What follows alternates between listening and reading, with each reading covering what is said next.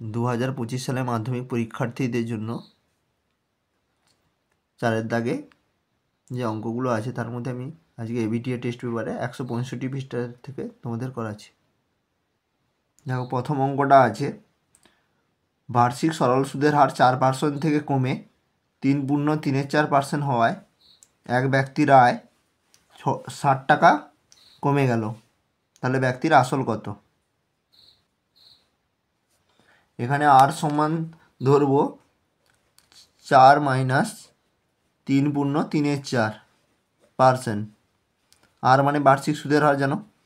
এবার 4 থেকে 3.34 বিয়োগ করলে কত হয়? 1/4। এটা আমরা সবাই জানি।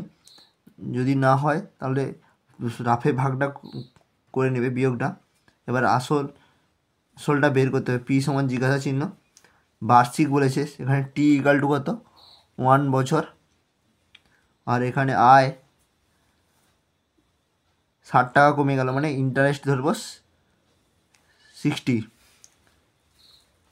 তাহলে পি সমান কত বেরোবে? পি সমান আমরা জানি আই ইন্টু 100 বাই 8টি সমান আই এর মান কত? 60 ইন্টু 100 সমান হবে কত? দেখো নিচে আর এর মান লিখছি 1/4, একটা নিচে গুণ হলো, 4টা উপরে গুণ হবে, ভগ্নাংশে উল্টে যায়। টি সমান 1, তাহলে একেবারে কত হয়ে যাচ্ছে? 6 4 24। 24-এর পেছনে 3টে শূন্য আছে, 3টে শূন্যই বসবে, টাকা, মানে 24,000 টাকা। এর পরবর্তী অঙ্ক দেখো, অংশীদারি কারবারে 3 বছরে মূলধনের অনুপাত আছে 1:4, 1:3, 1:2। এখানে 3, 4 আর 2-এর লসাগু করলে কত পাই? আমরা 3, 4 আর 2-এর লসাগু করলে পাই 12। 3 2 6, 6 2 12, তাহলে 12 পাচ্ছি। তাহলে আমরা সবাইকে 12 দিয়ে মাল্টিপুল করব। তাহলে 12/4 অনুপাত 12/3 অনুপাত 12/6 2। তাহলে আমরা কত পাচ্ছি? 12কে 4 দিয়ে ভাগ করে 3 অনুপাত 4 অনুপাত 6 পাবো। তাহলে এখানে বলেছে মোট লাভ 3,900 টাকা, তাদের প্রত্যেকের লাভের পরিমাণ। তাহলে মোট ভাগ হার কত হচ্ছে? 3 যুক্ত 4 যুক্ত 6 সমান 12। এটা হচ্ছে মোট ভাগ হার। মোট ভাগ হার তাহলে কি লেখা যায়? তাহলে প্রথম জনের লাভ, প্রথম জন কত পাবে? প্রথম জন 3/12 গুণিত 3900 টাকা। সরি 12 নয় 13 হবে, যোগটা ভুল হয়ে গেছে, 13। তাহলে কত হবে? 13 3 39 জানি 300। তাহলে প্রথম জনের লাভ হচ্ছে 900 টাকা। দ্বিতীয় জনের কত লাভ হচ্ছে? দ্বিতীয় জনের লাভ হচ্ছে, দেখো দ্বিতীয় জনের হবে সেইভাবে একই রকম। তাহলে প্রত্যেকের সঙ্গে 300 করে গুণ হয়ে যাবে, আমি আর করছি না, তোমরা নিজেরা করে নেবে। তাহলে কত হলো? 1200 টাকা দ্বিতীয় জন। আর তৃতীয় জনের লাভ হবে জন সমান 6 গুণিত 300 টাকা সমান হচ্ছে 1800 টাকা। এর পরবর্তী অঙ্ক দেখো, পি এর মান বের করতে বলেছে। সমীকরণটা কি দেওয়া আছে? x² plus P minus 3 into x plus P.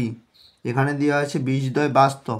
তাহলে বীজদ্বয় বাস্তব হলে আমরা কি জানি? b² minus 4ac equal to 0, বা কী হবে?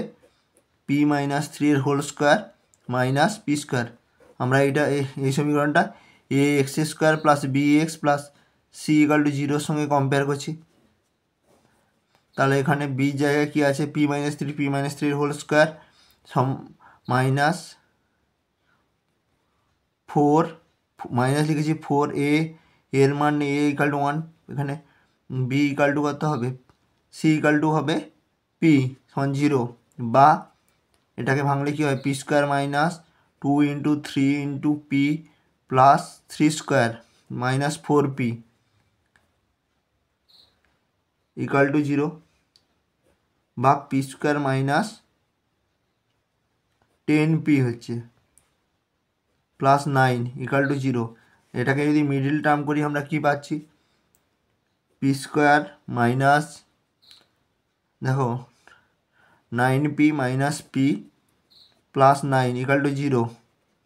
তাহলে পি মাইনাস 9 একটা উৎপাদক হবে, পি কমন নিলে এটা -1 কমন নিলে এটা পি মাইনাস 9। তাহলে আমরা কী কী উৎপাদক পাচ্ছি, পি মাইনাস 9 একটা আর পি ইকুয়াল 0 লিখে দিচ্ছি, আর একেবারে পি মাইনাস 1 ইকুয়াল টু 0। তাহলে পি এর মান হচ্ছে 9 আর পি এর মান হচ্ছে 1। নেক্সট দেখো 4 দাগের অঙ্কটা আমি তুলে দিয়েছি। এই 4 দাগের অঙ্ক হচ্ছে হরের করণী নিরসন করতে হবে প্রত্যেকগুলোকে। তাহলে আমি উপরে √2 -1 দিয়ে গুণ করলাম, নিচেও √2 -1 দিয়ে গুণ করব। তাহলে কত, একই রকমভাবে √3 মাইনাস √2 √3 প্লাস √2 √3 মাইনাস √2 দিয়ে গুণ করছি, তাহলে কী হলো √4 প্লাস মাইনাস √3 দিয়ে এটাও গুণ করছি।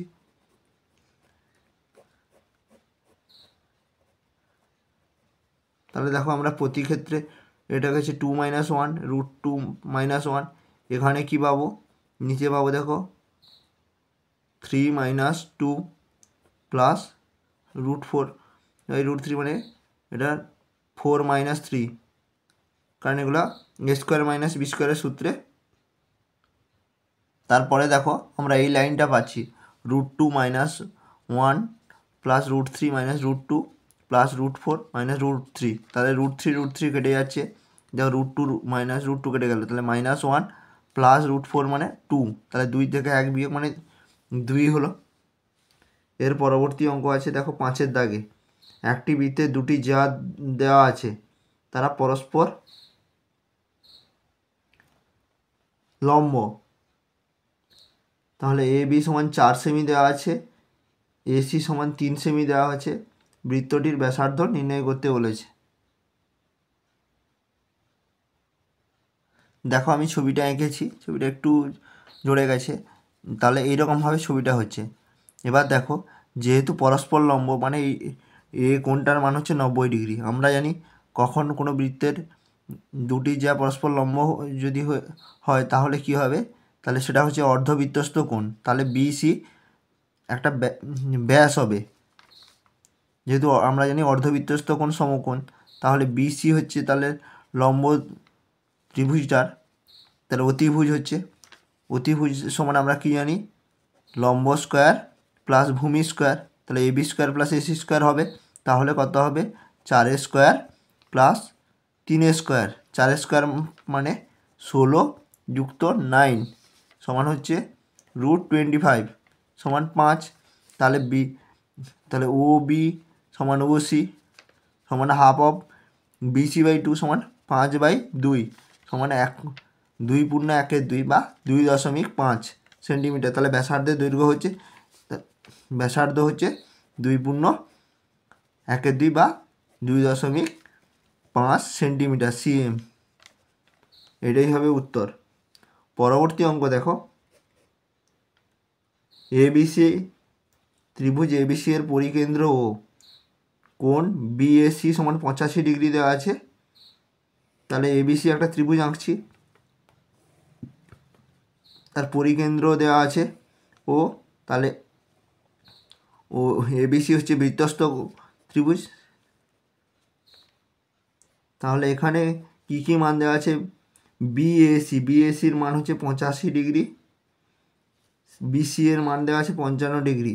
তাহলে আমরা এখান থেকে পাচ্ছি দেখছি এবিসি এর মান কত পাচ্ছি, এই কোণটার মান 180 ডিগ্রি থেকে 85 বিযুক্ত 55 ডিগ্রি, তাহলে কত যুক্ত 55 ডিগ্রি, তাহলে 180 থেকে তাহলে কত বিয়োগ হবে, 85 আর 55 যোগ করলে হয় 140 ডিগ্রি, তাহলে এটা হচ্ছে 40 ডিগ্রি। তাহলে এ ও কেন্দ্র এ ও সি মান কত হবে 80 ডিগ্রি, কারণ কি আমরা জানি বৃত্তস্থ কোণের ডবল হয় কেন্দ্রস্থ কোণ। তাহলে ত্রিভুজ এ ও সির ক্ষেত্রে কোণ এ ও বি সি সমান 2 × 40 ডিগ্রি সমান 80 ডিগ্রি পেলাম। আবার দেখো ও এ আর ও সি দুটো ব্যাসার্ধ, তাহলে কোণ ও এ সি সমান কোণ ও সি এ সমান কত হবে, ত্রিভুজ এবিসির ক্ষেত্রে 180 ডিগ্রি থেকে 80 ডিগ্রি বিয়োগ হচ্ছে মানে 100 ডিগ্রি হবে, বাই 2 সমান হবে 50 ডিগ্রি। বুঝতে পেরেছ?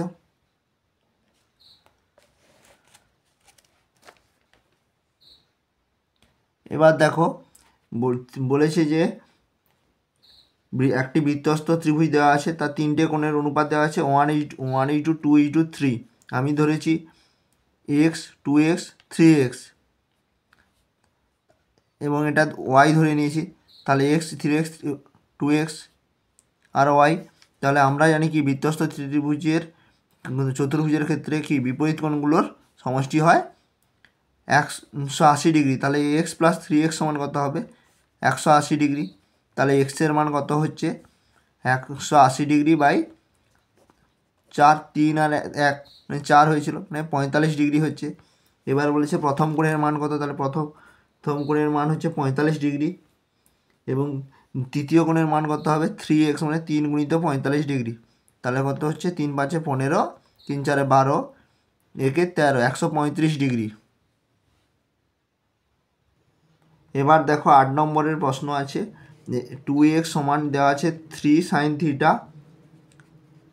5y সমান দেওয়া আছে 3 cos থিটা। এবার থিটা অপনয়ন করতে বলেছে, তাহলে এখান থেকে কী পাবো 2x/3 সমান সাইন থিটা, এখান থেকে পাবো 5y/3 সমান cos থিটা। আমরা কি জানি sine square theta plus cos square theta equal to 0 বলছে 1। তাহলে কত 2x/3 এর হোল স্কোয়ার প্লাস 5y/3 এর হোল স্কোয়ার ইকাল টু 1। এখানে তাহলে থিটা অপনয়ন হয়ে গেল, এরকম রেখে দিতেও পারো বা সমাধান করে দেখে দিতে পারো। 2x এর হোল স্কোয়ার বাই 3 স্কোয়ার এবং 3x 5y এর হোল স্কোয়ার বাই 3 স্কোয়ার সমান কত হবে, একেবারে করলে 4x square plus 5y square. দেখো উভয়ের নিচে দেখো 9 হবে, তাহলে এখানে 9টা এভাসে হলে মাল্টিপুল হয়ে যাবে 1-এর সঙ্গে, তাহলে 9। এটাই হলো উত্তর। তার পরবর্তী অঙ্ক দেখো, এর পরবর্তী অঙ্কে দেওয়া আছে 2x সমান 3 সাইন থিটা, 5y সমান, না ওটা তো হয়ে গেল, 0 থেকে 0 laser then theta, 0 degree laser then theta equal to 90 degree, 0 degree greater than theta laser then equal to 90 degree. তাহলে এখানে থিটা সমান আমাকে ধরতে হবে, থিটা 0 থেকে বড় বলেছে, তাহলে cosec square theta plus 9 sine square theta. আমরা এখানে আমি 0 বাদ দিয়ে মান বসাবো, ধরলাম থিটা সমান 30 ডিগ্রি। 30 ডিগ্রি হলে এর মান কত হবে 4 ইন্টু, আমরা জানি কোসেক 30 ডিগ্রির মান কত √2 হোল স্কোয়ার প্লাস 9 ইন্টু 1/2 এর হোল স্কোয়ার। তাহলে কত হচ্ছে 2 স্কোয়ার মানে 4, 4 4 16 প্লাস 9/2। তাহলে এটাকে ভাঙলে 16 প্লাস 4.5 সমান 20.5।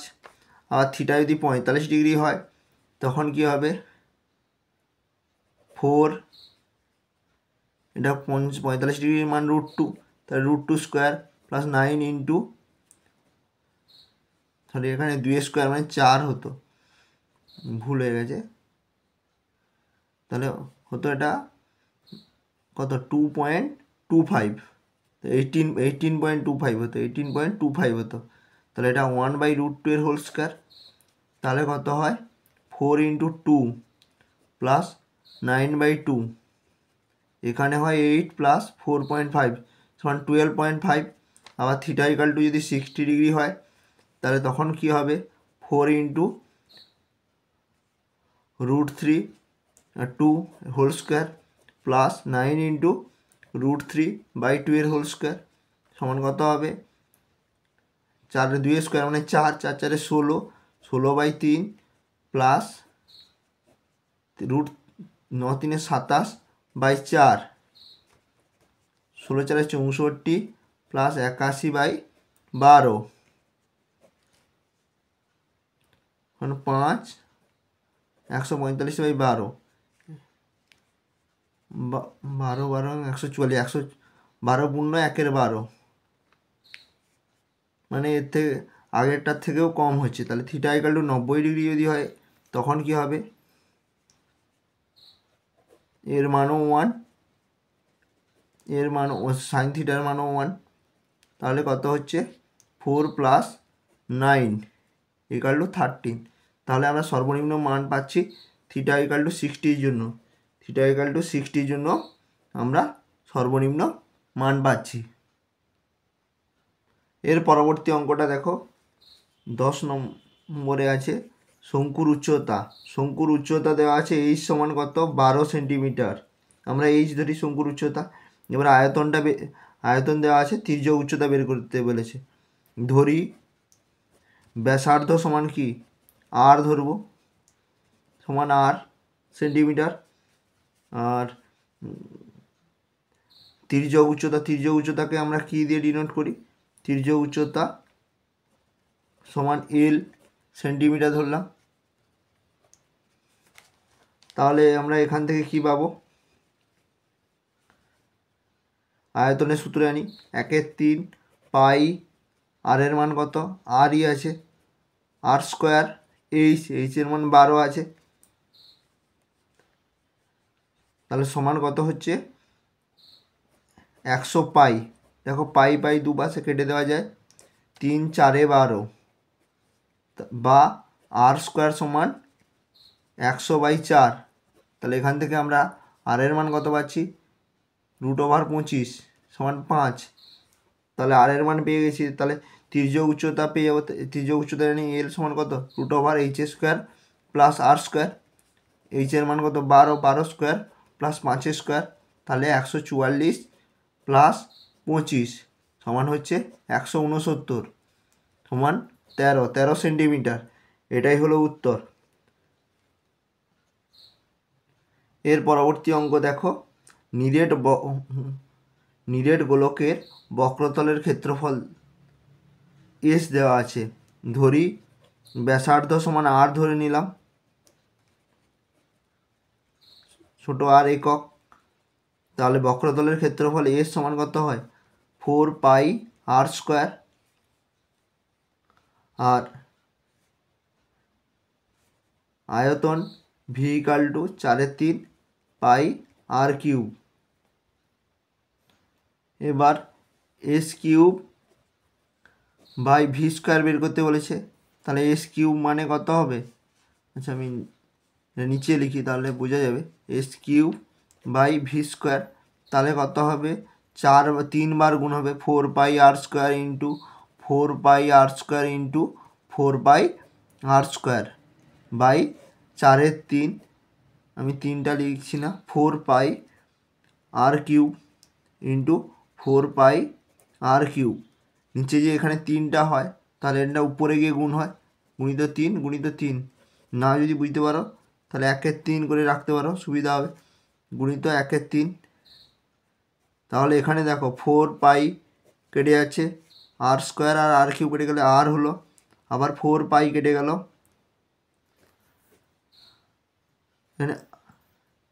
এখানে r² আর এখানে আর কেটে গেল।